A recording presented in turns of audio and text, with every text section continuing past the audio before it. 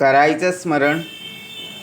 गुरुर्ब्रह्मा गुरुर्विष्णू गुरुर्देहो महेश्वरः सद्गुरु साक्षात् परब्रह्म तस्मै श्री सद्गुरुवे नमः.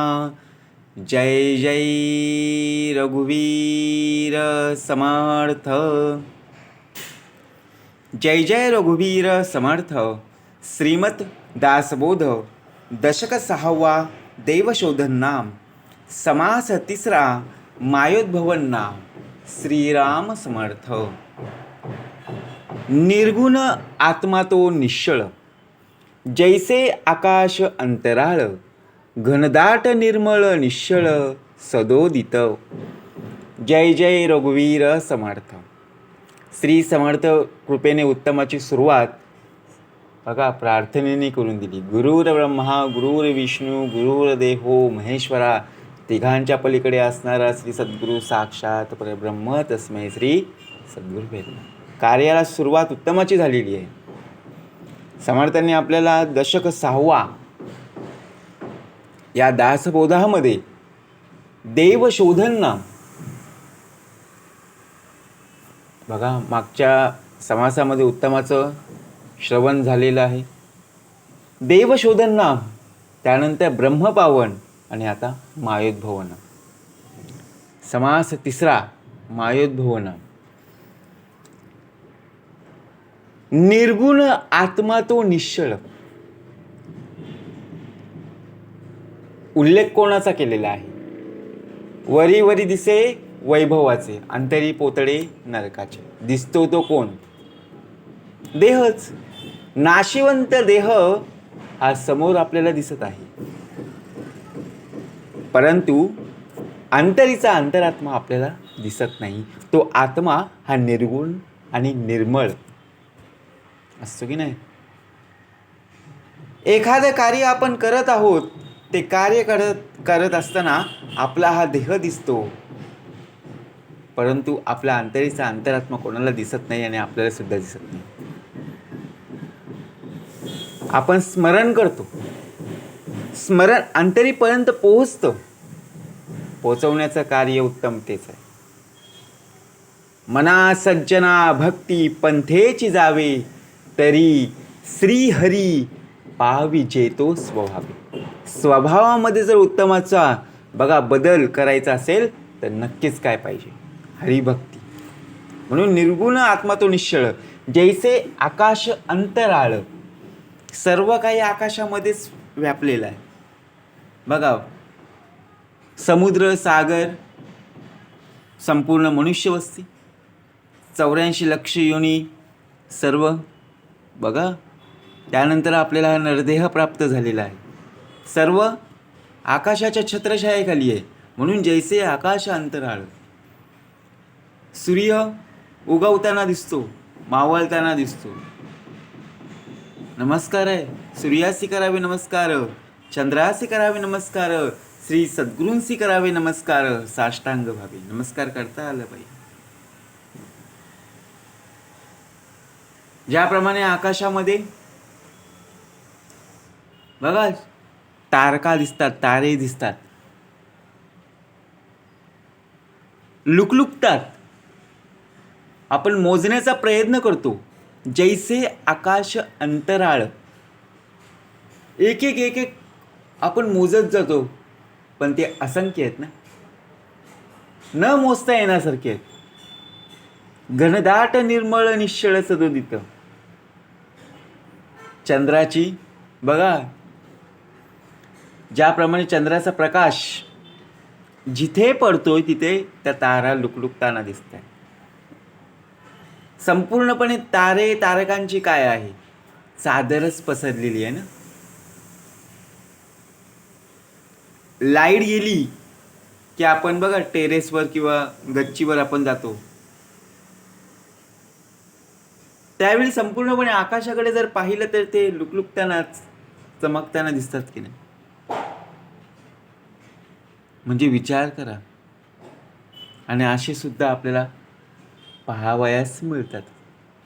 ज्याप्रमाणे ते लुकलुकतात चमकतात तसाच हा देह सुद्धा लुकलुकताना दिसला पाहिजे. घनदाट निर्मळ निश्चळ या विश्वामध्ये संपूर्णपणे आपण हा आपला देह बरोबर की नाही जन्माला आलेला आहे. दिलेला हा देह फुकट आहे, परंतु फुकट जाता कामा नाही. काहीतरी केलं पाहिजे, काहीतरी नाव कमवता आलं पाहिजे की ज्याने या पृथ्वी तलावर आपल्याला पाठवलेलं आहे त्याची तरी पोचपावती घेऊन आपल्याला पुन्हा जाणं आहे. निश्चय पावती मानव ऐसा आहे अभिप्राव इये ग्रंथी. तरच या ग्रंथाचा उपयोग आहे. ग्रंथ म्हणजे कोणता? हा देह उत्तमतेने संपूर्णपणे पारख करता आली पाहिजे.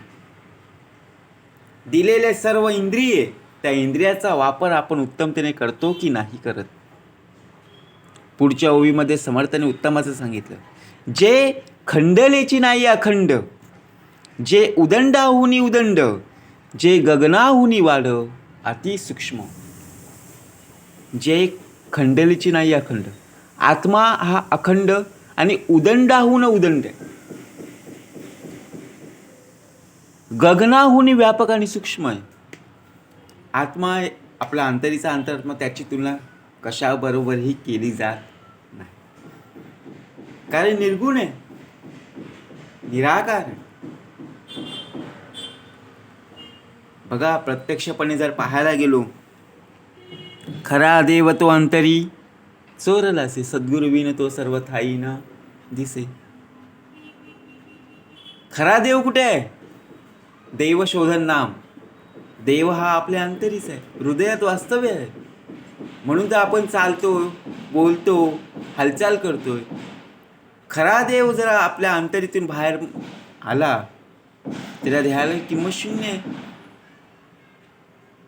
बरोबर की नाही. म्हणून जोपर्यंत आपल्या या देहामध्ये वास्तव्य करतोय तोपर्यंत उत्तमतेने जगता आलंच पाहिजे. त्या 8 विषयांच्या नादाला लागण्यापेक्षा एकच उत्तमतेने मार्ग स्वीकारला तर नक्कीच या देहाचं सार्थक झाल्याशिवाय राहणार नाही. जन्मता जायते अज्ञाना संस्कारी ज्ञान उच्यते. जे दिसेना ना भासेना, जे उपजेना ना नासेना, जे येईना ना जाईना परब्रह्मते. जे दिसत नाही, भासत नाही, उपजत नाही, नासत नाही, कुठे येत नाही, असे ते परब्रह्म असते. आता बघा, पृथ्वी, आप, तेज, वायू आणि आकाश पंचमहाभूत हे जर नसती तर आपला देह टिकला असता का? त्यापैकी एक जरी नसता तरी देह टिकूच शकत नाही, कारण त्याला पंचमहाभूतांपैकी एक जरी कमी पडला तरी कमीच. बघा साधं सुद्धा उदाहरण समर्थाने उत्तमाचं बोध दिलं. पृथ्वी बघा, तेज, वायू, आकाश. आता वायू आपल्याला हवा लागते की नाही? या आकाशाच्या छत्रछायेखाली आपण संपूर्णपणे जगलो, वाढ झाली, त्यासाठी काय लागते? हवा लागते की नाही?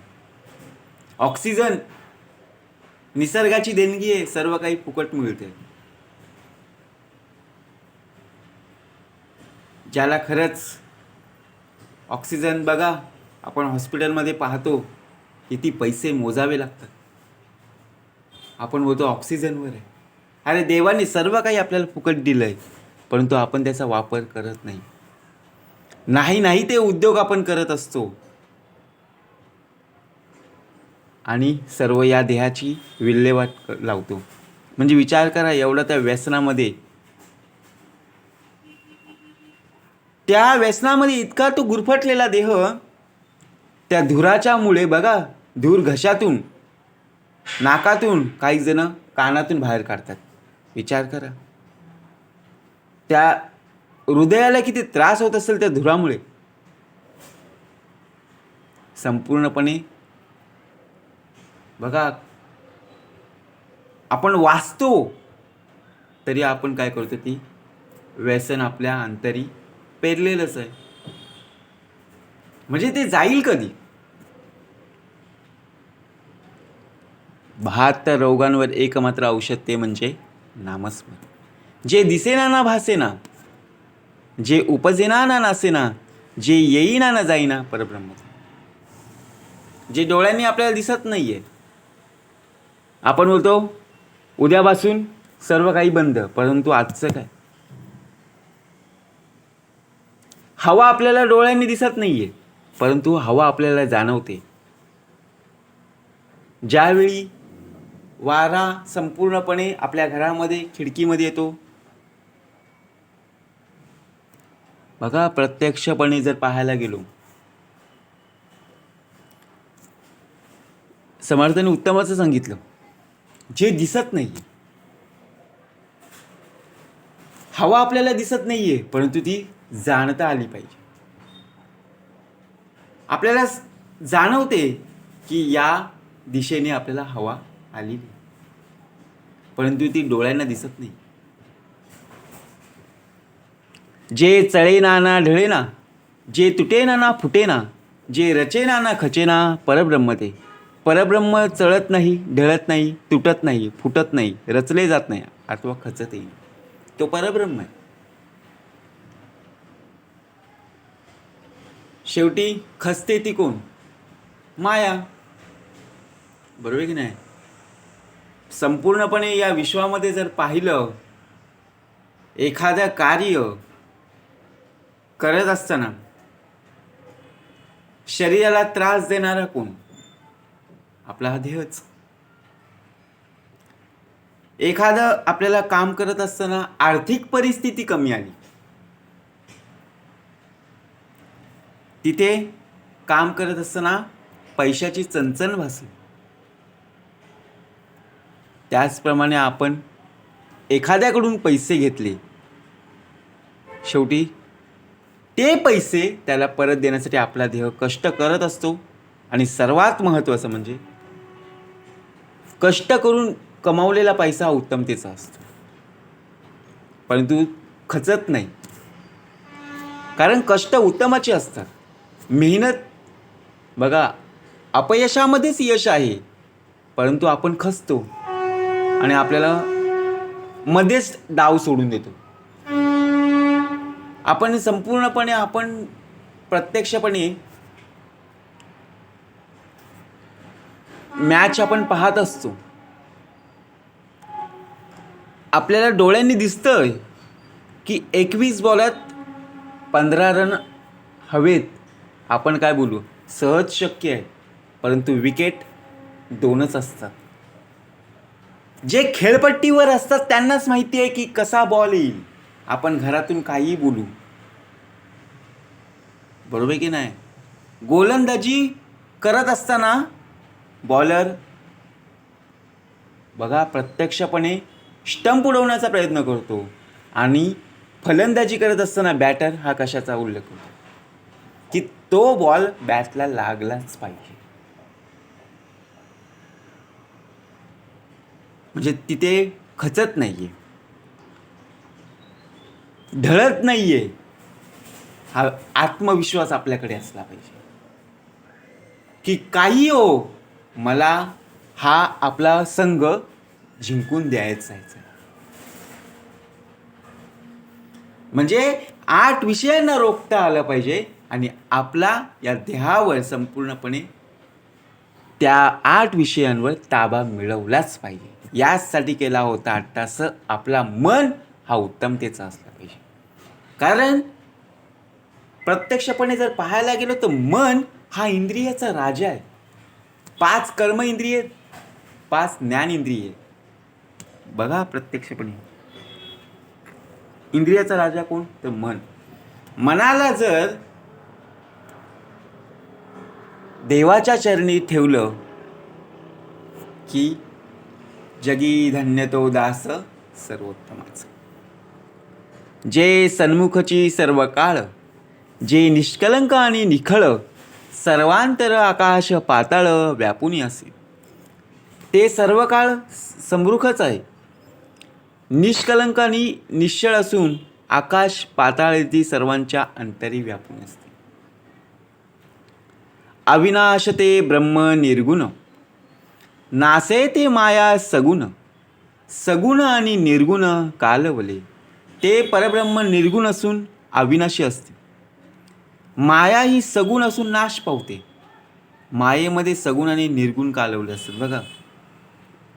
परब्रह्म निर्गुण आणि निर्विकारी आहे, अविनाशी आहे. परंतु माया ही नाशिवंत आहे, ती नाश पावते. कारण प्रत्यक्षपणे आपला देह या पृथ्वी तलावर आलेला आहे.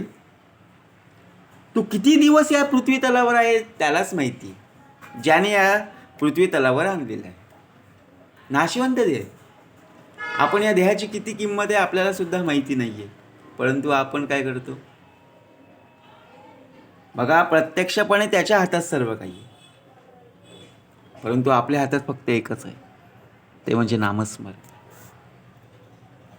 नामस्मरणच ही आपली एक शाश्वती आहे, जी आपल्याला पुन्हा घेऊन जाणंच आहे.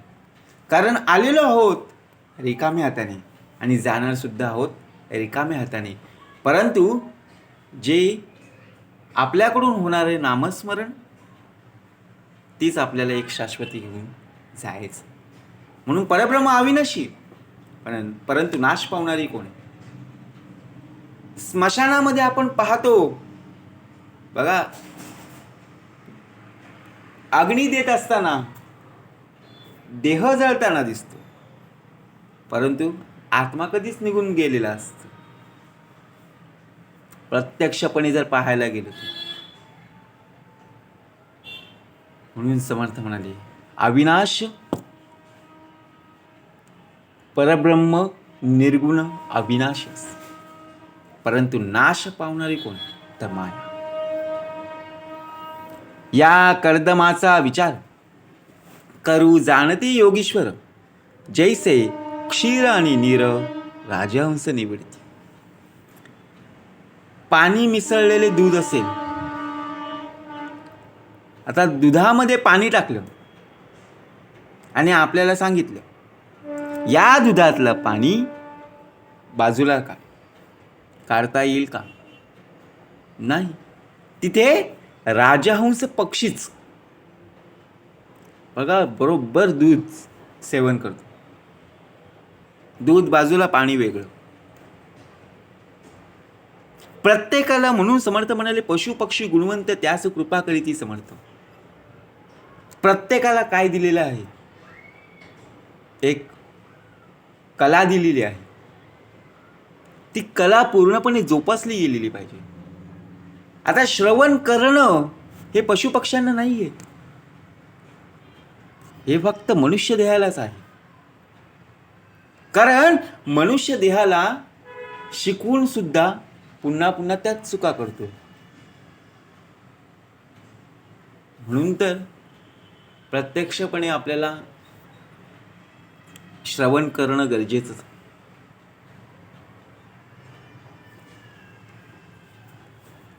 जे सन्मुखची सर्व काळ बघा, आणि त्या कर्दमाचा विचार, जैसे क्षीर आणि नीर राजहंस निवडित. जड सकळ पंचभौतिक, त्यामध्ये आत्मा व्यापक, तो नित्यानित्य विवेक पाहता कळे. अचेतन आणि शबल असलेल्या पंचभौतिक वृष्टीत आत्मा ओतप्रोत व्यापक असतो. ज्याप्रमाणे बघा, पंचमहाभूत बरोबर तो आपल्या या देहाचं संरक्षण करत असतो. थंडी असो, ऊन असो, पाऊस असो, जोपर्यंत आपली शिल्लक आहे तोपर्यंत सेवा करणारा अंतरीचा अंतरात्मा. उसामधील घेईजे रस, एरते सांडीचे बाकस, जैसा जगामध्ये जगदीश विवेक ओळखावा. आता प्रत्यक्षपणे आपली संगत कशी असावी बघा. उसामधला आपण रस जेवढा पितो तेवढंच पिणं आहे ना. त्याचा जो चोथा आहे तो आपण काय करतो, शेवटी टाकून देतो ना. तसंच आहे आपली मित्रसंगत सुद्धा अशीच असावी. जेव्हा उत्तम संगतीनं जर आपल्याला बघा, संगत कशी असली पाहिजे, उत्तमाची संगत असली पाहिजे. वाईट संगतीला जर आपला मित्र जात असेल तर आपला देह उत्तमतेने जाता आला पाहिजे. कारण प्रत्यक्षपणे संकटाच्या वेळी मित्र उपयोगाला येतो ना, तोच खरा मित्र आहे. आपण जाणलं, परंतु आपलाच देह जर वाईट व्यसनाने किंवा वाईट संगतीने जात असेल तर आपल्याला किती जरी सांगितलं तरी आपण त्याच वृत्तीने जाणार आहे. तुम्ही सर्व ज्ञानी मंडळी, तुम्हा सर्वांना नमस्कार आहे. या देहाचा भाग संपूर्णपणे चाललेला आहे.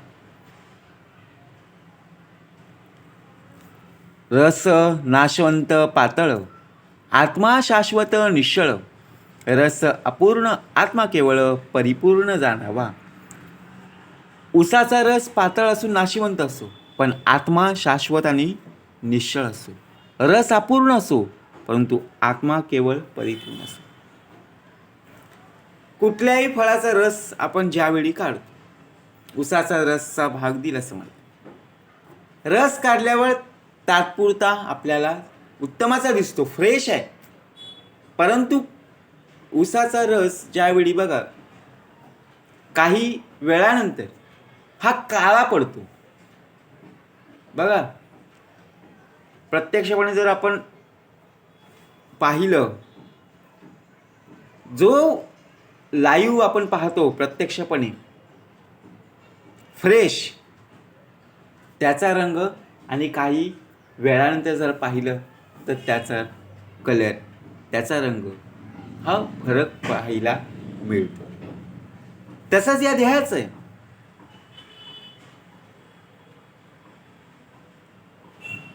देह एकच, सकाळी वेगळं बोलणार,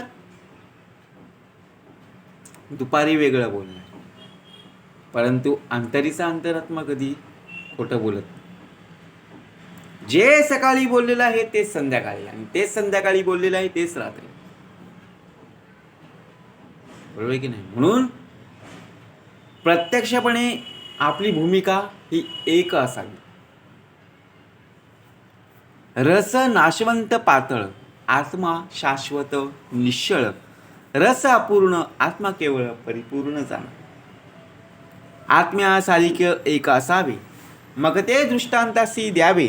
दृष्टांत मिसे समजवावे कैसे तरी.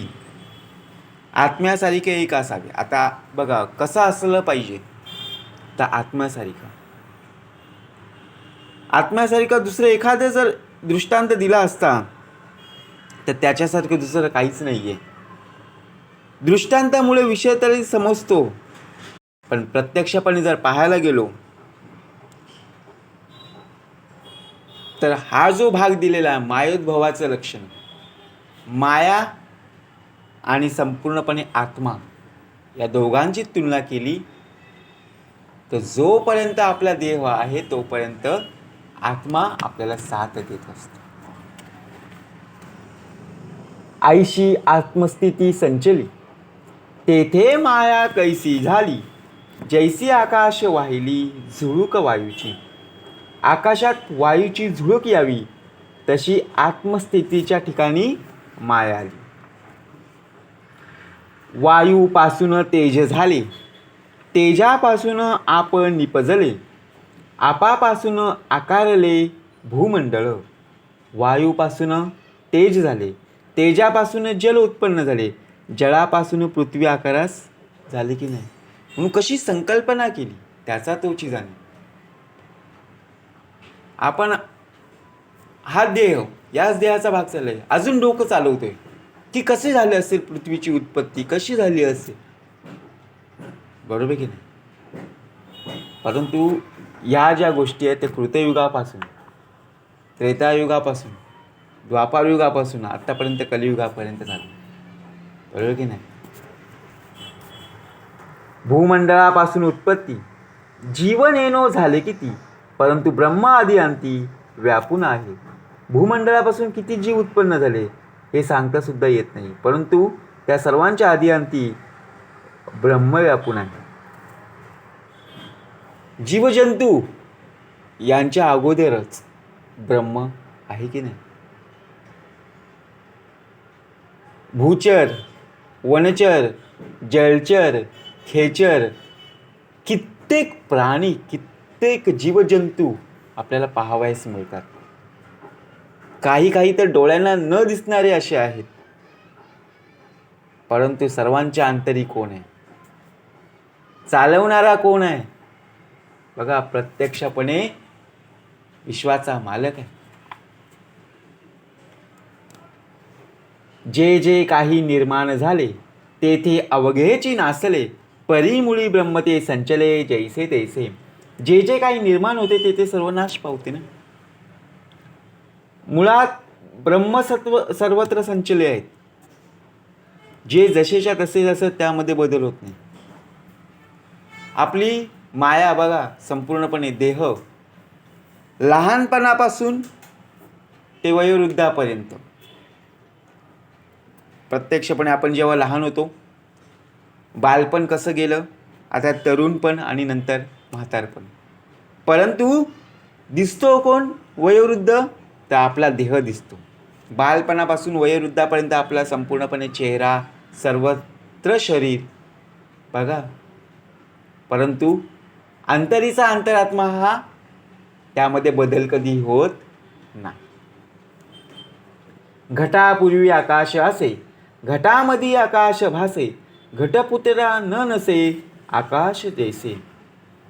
घट निर्माण होण्यापूर्वी आकाश असतेच. घट निर्माण झाल्यावर त्या घटामध्येही आकाश भासू लागले.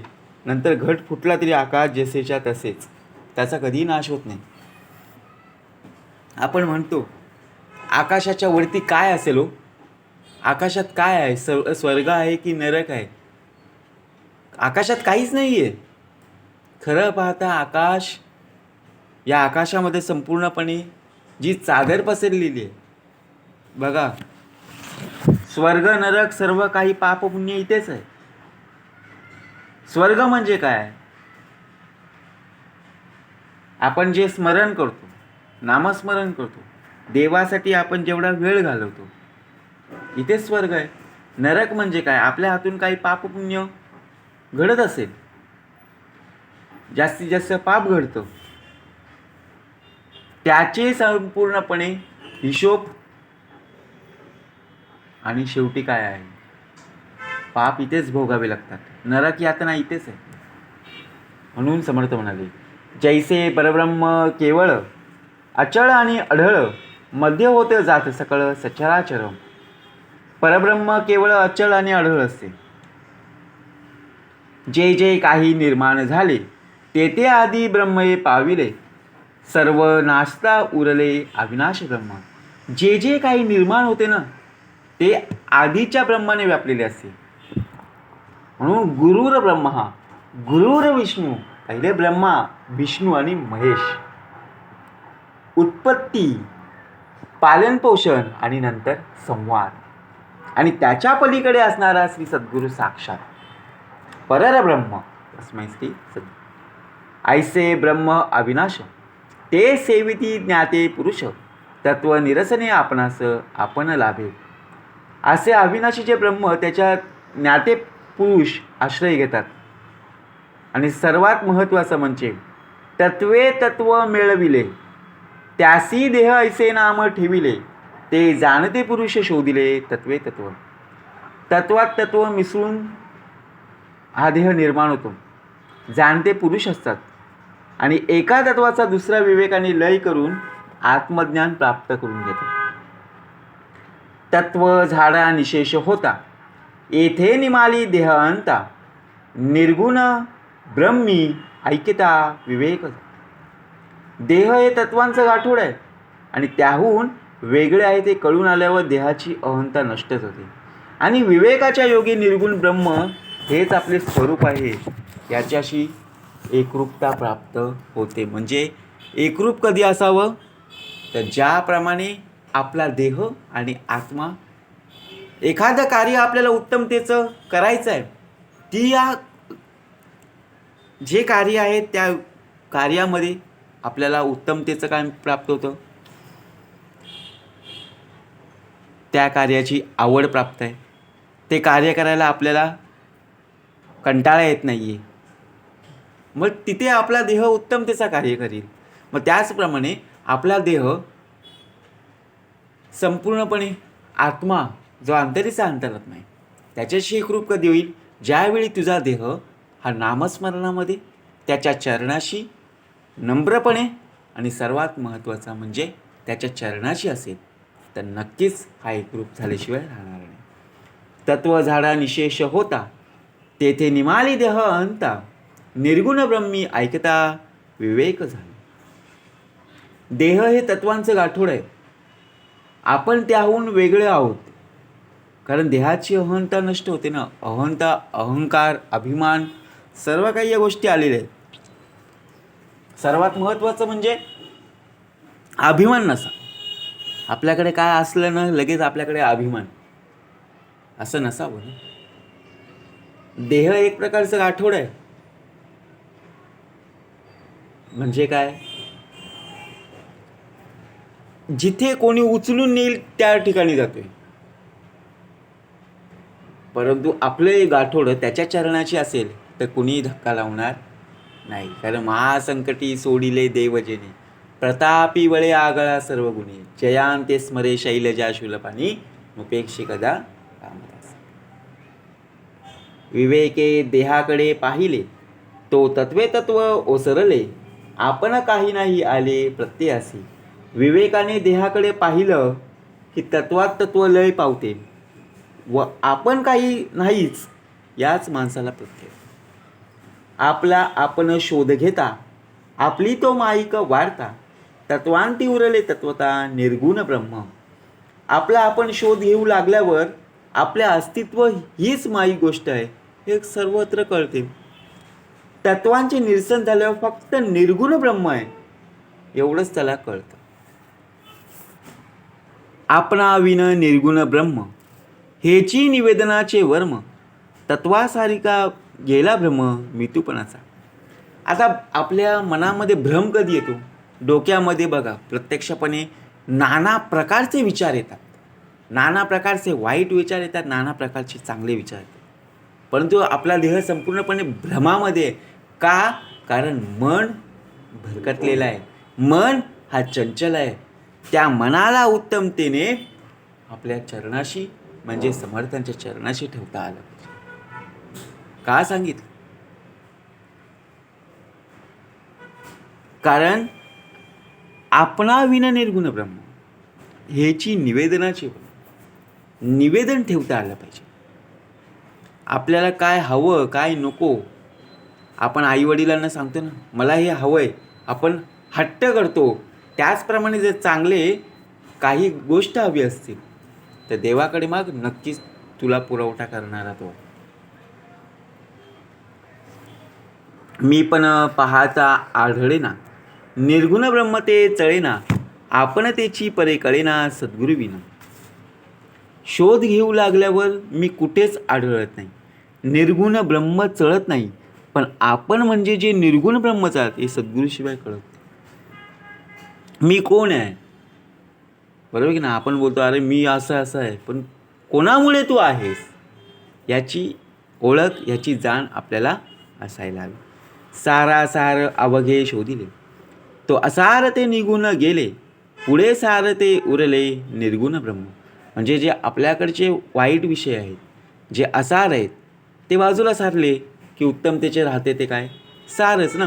म्हणजे आपल्याकडे अज्ञान आहे. अज्ञान मूलहरणम. सर्व काही आपल्या देहामध्ये अज्ञान पसरलेलं आहे.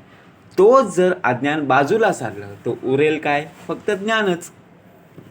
आधी ब्रह्म निरूपिले तेची सकळांमध्ये व्यापिले सकळ अवघेची नासले उरले ते केवळ ब्रह्म. होता विवेक संवार तेथे निवडे सारासार अवघा आपणाची विचार ठाई पडे. विवेकाने पंचमहाभूतिक सृष्टीसंबंधी सारासार विचार केला. आपण कोण आहे याची जाणीव आपल्याला होऊ लागते. आपण कल्पिते मीपण शोधिता नुरे जाण मीपण गेलिया निर्गुण आत्मची स्वय. आपण देह म्हणजे मी अशी कल्पना केली होती. पण आपण आपला शोध घेऊ लागलो की आपण म्हणजे देह नव्हे ते कळते. आणि याप्रमाणे शोध करता करता मी म्हणजे मन नव्हे तर बुद्धी नव्हे, शिल्लक काहीच राहत नाही. म्हणून मन आणि बुद्धी जर एकाग्र जर असेल तरच उत्तमाचं कार्य होत असतं. बघा, मनाने जर साथ दिली नाही तर बुद्धीसुद्धा काही करू शकत नाही. बुद्धी एक प्रकारची, बघा, आपण अभ्यास करतो. अभ्यास करत असताना बुद्धीने उत्तमतेची साथ दिली, परंतु मन लागतच नाही आहे. मग कितीही अभ्यास कर तरी मन लक्षात राहणारच नाही आहे. अभ्यास करतोय परंतु मनाने एकाग्र नाही आहे ना. झाली या तत्वांचे निरसन, निर्गुण आत्माची आपण, का दाखवावे मी पण तत्वनिरसना उपरी. तत्वांचे निरसन झाले की निर्गुण आत्मा तोच असा अनुभव येतो, आणि म्हणून तत्वनिरसनानंतर मी पण दाखवणार. त्याचप्रमाणे सर्व काही कार्य होते.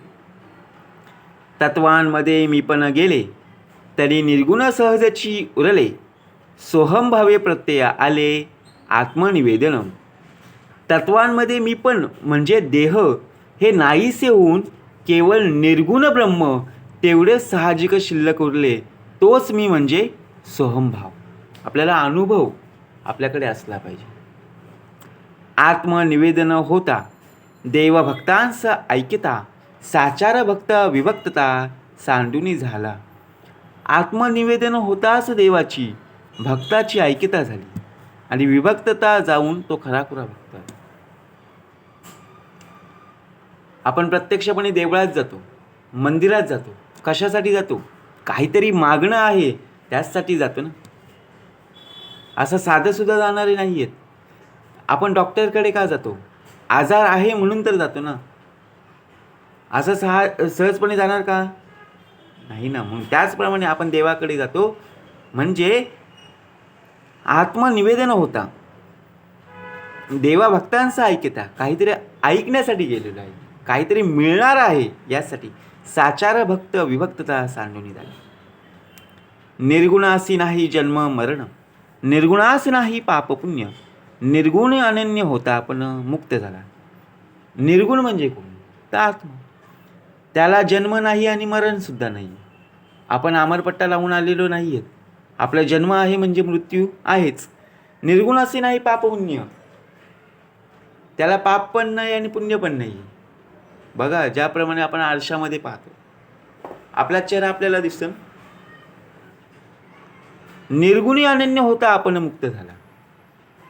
जोपर्यंत आपला शेवटचा दिवस आहे तोपर्यंत आपला सांभाळ करणार, आणि आपली शिल्लक संपल्यावर तो निघून जाणार आणि आपला देह शेवटी, बरोबर की नाही, तत्वी वेटाळून घेतला, प्राणी संशय गुंडाळला, आपणास आपण भुलला कोहम म्हणे. जीव विनाशी तत्वाने वेगलेला असतो, त्यामुळे तो संशयात इतका गुरफडून जातो त्याला त्या आपल्या स्वरूपाचा विसर पडून, म्हणजे तत्वी गुंतला म्हणे कोहम, विवेक पाहता म्हणे सोहम, अनन्य होता अहम सोहम मावळे. तत्वात ज्यावेळी आपण गुंतलेला असतो, ज्यावेळी आपण आईच्या गर्भामध्ये असतो, 9 महिने 9 दिवस 9 मिनिटं 9 सेकंद कोण सांभाळ करतो? बरोबर की नाही? त्याचा तोची जाणीव. आतमध्ये आपण किती रडतोय त्यावेळी संपूर्णपणे देह गुंतलेला असतो तेव्हा कोहम कोहम. ज्यावेळी बाहेर येतो तेव्हा विवेक पाहता म्हणे सोहम, मी कोण, आणि तेव्हावेळी आपण देवाला विसरतो. पण खरी ओळख ज्याने निर्माण केली त्या अंतरीचा अंतरात्म्याला कधी विसरायचं नाही. मीच तो असे म्हणू लागतो. प्रत्यक्ष कार्य करून घेणारा कोण होता? बरोबर की नाही? परंतु आपण त्याला संपूर्णपणे विसरलो.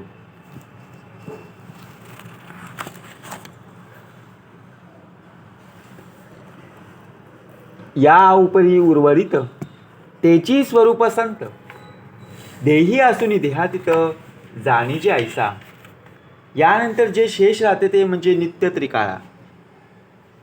त्रिकाळाबाधी आत्मस्वरूप बघा, आणि प्रत्यक्षपणे देह असून यापरी देहातीतच होतो. आपण ज्यावेळी जन्माला आलो, लोकांमध्ये आनंदाचा सोहळा, आपण रडत असतो.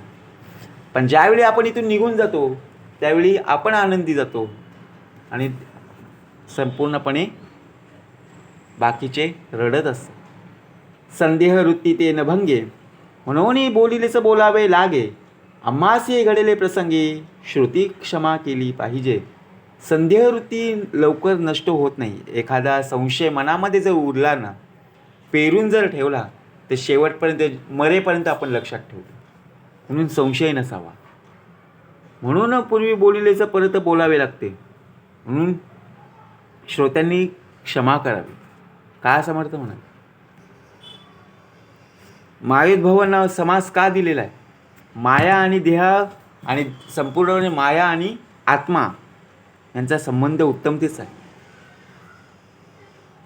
तो आपल्याला कळला गेला पाहिजे की या देहाने कसं जगावं आणि सर्वात महत्त्वाचं म्हणजे जोपर्यंत शेवटचा श्वास आहे तोपर्यंत कसं कार्य करावं. म्हणून ही बोलिलेची बोलावे लागेल. आम्हासी घडले प्रसंगे, कुठलाही प्रसंग असू दे, कुठलाही संकट असो, तर नक्कीच सोडवणारा, बरोबर की नाही, आपल्या अंतरी आहे. म्हणून समर्थ म्हणाले, महासंकटी सोडिले देवजने, प्रतापी बळे आगळा सर्व गुणे, जयांते स्मरे शैलजा शूलपाणी, उपेक्षिकता राम दासाभिमानी. इति श्रीदासबोधे गुरुशिष्य संवादे मायोद्भव निरूपन्नाम समास तिसरा. जय जय रघुवीर समर्थ.